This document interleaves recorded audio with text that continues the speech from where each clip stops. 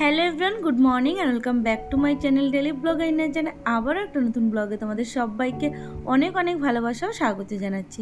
তোমরা সবাই কেমন আছো? আশা করছি সবাই খুব ভালো আছো, সুস্থ আছো, আনন্দে আছো। আমিও ভালো আছি, আমার পরিবারও সুস্থ আছে। তো সকালবেলা ঘুমের থেকে উঠে ফ্রেশ হয়ে সমস্ত বাসি কাজকর্ম কমপ্লিট করে দেখো রান্নাঘরে চলে এসেছি। আর রান্নাঘরে দেখো আমার কিন্তু রান্নাবান্নার সমস্ত জোগাড়যন্ত্র করা হয়ে গেছে। তো আজকের ব্লগটা আমি রান্নাঘর থেকে শুরু করছি। আর অলরেডি আমার এখানে ভাতটাও হয়ে গেছে।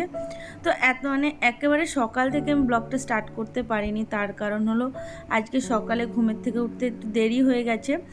তো সেই কারণে কি হয়েছে, আমি যদি এখন ক্যামেরা সেট করে সমস্ত কাজ করতে যাই অনেকটাই দেরি হয়ে যাবে বাসি কাজগুলো কমপ্লিট করতে, তারপরে রান্নাবান্না করতে গেলে অনেক লেট হয়ে যাবে। তো সেই কারণেই না সকালবেলা উঠে মানে একটু দেরি করে যেহেতু উঠেছি, তো উঠে ফ্রেশ হয়ে সমস্ত বাসি কাজটা তাড়াতাড়ি করে নিয়েছি। তারপরে ভাবলাম যে তারপর থেকে যে রান্নাবান্নার পর মানে শুরু করব, তখন থেকে তোমাদের মানে সাথে সমস্তটা শেয়ার করব। তো সেই কারণেই দেখো এখন এই যে সমস্ত রান্নাবান্নার জোগাড়যন্ত্র করে নিয়ে এখানে রান্নাবান্না করতে চলে এসেছি। আর এই যে তোমাদের দাদাভাই নিয়ে এসেছিলো জ্যান্ত রুই মাছ, মানে এগুলো হলো লোকাল রুই মাছগুলো হয়। তো এগুলো তো একদম জ্যান্ত হয়, খেতেও বেশ টেস্টি লাগে। তো একটাই গোটা পুরো নিয়ে এসেছিলো, তবে আমি পুরোটা রান্না করিনি, এখানে কিছুটা মাছ নিয়েছি আর কিছুটা রয়েছে, কিছুটা পরের দিন রান্না করে নেব। তো এটা হলো রবিবারের ভিডিও, তো সোমবারের জন্য আর মাছটা রেখে দিয়েছি। আর এখানে এই যে একটু কুমড়ো ছিল, তো আলু কুমড়ো দিয়ে আজকে মাছের ঝোলটা করে নেব। তো মাংস হবে আজকে, আর মাংসটা একটু ঝাল দেওয়া হবে, সেই কারণে মাম্মা খেতে পারবে না। তো মাছের ঝোলটা মেনলি করাই অ্যাকচুয়ালি মাম্মার জন্য, আর মানে শুধু মাংস দিয়ে খাবো, আর মাছের ঝোলটা একটু বেশি করে নিলাম, তাহলে আমরাও খেতে পারবো। যাই হোক, দেখো এখানে এই যে দুটো কড়াইতে কিন্তু আমি রান্নাবান্না বসিয়ে দিয়েছি, তার কারণ বললামই তোমাদের যে অলরেডি সকালে উঠতে অনেক দেরি হয়ে গেছে। আর এখন যদি আমি ওই একটার মধ্যে করতে যাই তাহলে মানে রান্নাবান্না কমপ্লিট করতে করতে অনেক লেট হয়ে যাবে, তোমার দাদাভাই তার মধ্যে চলেও আসবে, তাহলে ওকে টাইমলি আমি খেতে দিতে পারবো না। তো সেই কারণে এখানে ওই যে মাছের ঝোলটা ওদিকে বসিয়ে দিয়েছি, আর এদিকে হলো এই যে মাংসের জন্য আলুটা ভেজে নিচ্ছি। তো এটার মধ্যে এখন মাংসের সমস্ত মশলাগুলো কষিয়ে নেব, তারপরে ওদিকে মাংসটা মানে মাছটা হতে থাকবে। তাহলে কি হবে, ওই একটা মানে হওয়ার অবধি বসে থাকতে গেলে বললামই তোমাদের জন্য অনেক লেট হয়ে যাবে, সেই কারণেই ওই দুটো দিকে মানে রান্না চাপিয়ে দিয়েছি, তাড়াতাড়ি করে হয়ে যাবে। তো এখানে এই যে আদা রসুন পেস্টটা দিয়ে দিলাম, ওটাকে একটু লো ফ্লেমে হতে দিচ্ছি। আর ওদিকে দেখলাম যে সবজিগুলো সিদ্ধ হয়ে গেছে, তো এই কারণে এখন মাছটা দিয়ে দেব। তো মাছটাকে দিয়ে তারপরে কিছুক্ষণ একটু ফুটিয়ে নেব। তো দেখলাম যে একটু লবণ কম হয়েছে, আর সবজিটা একটু সিদ্ধ হতে বাকি আছে। তো ওটা একটু সিদ্ধ হয়ে গেলেই মাছটাকে দিয়ে দেবো। আর এদিকে দেখো এই যে আদা রসুনটা আমার ভাজা হয়ে গেছে, তো পেঁয়াজগুলোকে এখন দিয়ে দিলাম। তো মাংস কিন্তু মাম্মা মাছের থেকে মাংসটা খেতে ভীষণই পছন্দ করে, তো ওকে মাংস দেবো এখান থেকে, তবে মাংসের ঝোলটা দিয়ে ওকে খাওয়াবো না, কারণ মাংসের ঝোলে একটু ঝাল হতে পারে। তারপরেও কি বলো তো, বাচ্চা মানুষ তো ইদানিং দেখছি মাম্মা একটু বেশি মশলাপাতি খাওয়া হয়ে যাচ্ছে। মানে মশলাপাতি বলতে আমরা তো সেরকম মশলাপাতিতে রান্না করি না, তবুও বড়দের রান্নার একটা আলাদা রকমই, যতই হোক একটু তেল মশলাটা বেশিই যায়। যেই দিক সামান্য পরিমাণে তেল মশলা দিলেও সেটাও তো মানে মশলাটা অল্প পরিমাণে দিলেও তেলটাও তো সেই পরিমাণে একটু বেশিই দেওয়া হয়, যাই হোক বড়দের রান্নাতে। মানে সেই কারণে মাম্মাকে ওটা খাওয়ালে দেখছি মাম্মার একটু অ্যাসিডিটি মতো হয়ে যাচ্ছে। তো ভাবলাম হয়তো এই মশলাগুলো বেশি পড়ছে বলে ওর এই প্রবলেমটা হতে পারে। তো সেই কারণে এই যে মাছের ঝোলটা দেখো না একদম পাতলা করে করেছি, কোনো মানে একদম মশলা কিন্তু মানে কিছুই দিইনি, শুধু জিরে গুঁড়োটাই দিয়েছি। আর এখানে এই যে মাংসের জন্য তো এখানে পেঁয়াজ রসুন আদা এখানে অনেক কিছু মশলা পড়বে। তো এই মশলার মানে এই ঝোলটা দিয়ে ওকে ভাতটা খাওয়ালে ওর প্রবলেম হবে।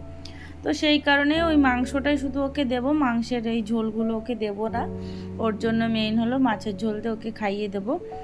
যাই হোক, দেখো এই যে মাংসটা এখন দিয়ে দিলাম, মাংসটা এখন কষিয়ে নিচ্ছি ভালো করে। তো মাংসটা কষানো হয়ে গেলে তারপরে অল্প করে একটু ঝোল দেবো, বেশি মানে ঝোল ঝোল মতো করবো না, খাবো তো দুজনেই, সেই কারণে অত বেশি ঝোলও দেবো না। আর জানো তো আগে ছোটোবেলায় মানে যখন মা মাংস কষাতো তখন মানে কষানো মাংসই যেন অর্ধেক খেয়ে ফেলতাম। আর এখন না সত্যি কথা বলতে মানে মাংস নিজেই রান্না করি, খেলে কিন্তু খেতেই পারি, কিন্তু কখনো সেটা মনেই হয় না যে একটু তুলে খাই। অ্যাকচুয়ালি এক একটা সময় এক একটা জিনিস এসে থাকে, তখন ছোটোবেলার ওই দিনগুলো ওই সময়গুলোই যেন অন্যরকম ছিল। এখন আর সেই যে নিজের হাতে রান্না করছি, কত মাংস কত রয়েছে, চাইলেই মানে কষিয়ে নেওয়া মাংস খেতে পারি, কিন্তু ওই যে হয় না বা মনে থাকে না বা সেই সেটা আসে না, হয়তো তাড়াহুড়োর মধ্যে রান্না করি সেটা থাকে না। যাই হোক, দেখো এখানে এই যে রান্নাবান্না সমস্তটা তোমাদের দেখিয়ে দিচ্ছি। আর মাংস হওয়ার আগে তোমাদের দাদাভাই খেতে বসে গেছিলো, তো সেই কারণে এই যে মাছের ঝোলে 2 পিস মাছ কম রয়েছে, তো তারপরে ওকে একটু মাংস দিয়ে এসেছি। আর এখন এই যে মাম্মাকে খাওয়াবো, তার জন্যই দেখো 1 পিস মাছ নিয়ে নিলাম আর একটু এই যে সবজি আর ঝোল নিয়ে নিয়েছি। আর এখানে একটুখানি মানে 1 পিসের মতো মাংস নেবো ওর জন্য, কারণ এখন ওকে আর মাছ মাংস দুটোই একসাথে দিলে না ওর অসুবিধা হবে, তো সেই কারণে ওই একটাই মাংস দিলাম, মানে 1 পিস মাংস দিলাম, কারণ ও মাংসটা একটু বেশি ভালো খায়, তো সেই কারণে।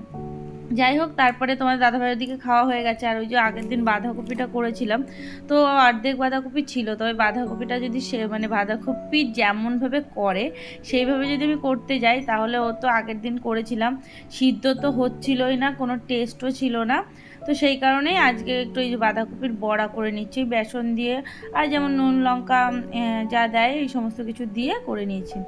তারপরে দিকে যখন স্নান করে চলে এসেছি, আর এখন এই যে ঠাকুর পুজোটা দিয়ে নিচ্ছি। তো পুজো দিয়ে তারপরে আমি খাবো। আর ওদিকে মাম্মা ঘুমিয়ে গেছে, ওকে ঘুম পাড়িয়ে দিয়েছি, খাওয়া দাওয়া করিয়ে ওকে ঘুম পাড়িয়ে দিয়েছিলাম।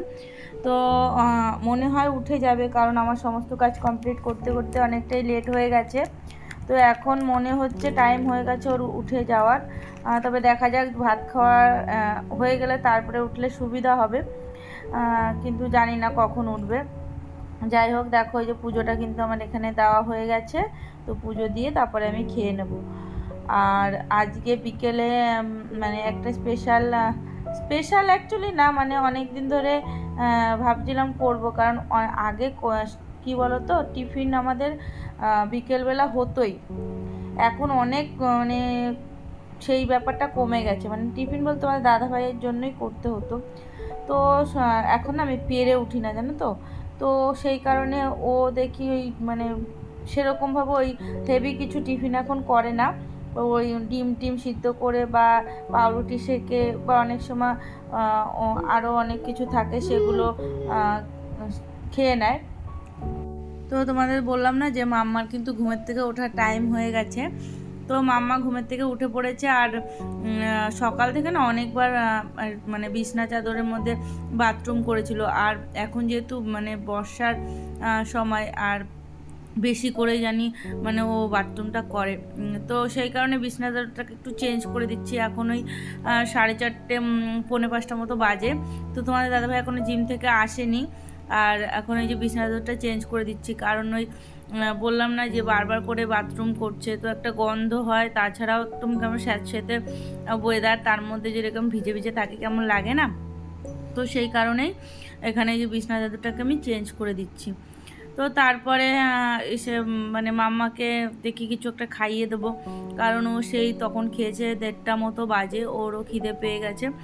আবার তোমাদের দাদাভাইও খাবার নিয়ে আসবে, সেই জন্য আবার মানে আমাকে বলছিল বাবা খাবার, ও তো মানে ঘুমের থেকে উঠবে সকালে, তখনও বলবে বাবা খাবার, আবার ওই যে জিম থেকে আসার আগে ও ঠিক টের পায় যে এই টাইমে বাবা আসে, তো ঘুমের থেকে উঠে আবার মানে বিকেলের দিকে বলবে বাবা খাবার, মানে ও এইটাই মানে ওর বাবা বলতে এটাই বোঝে।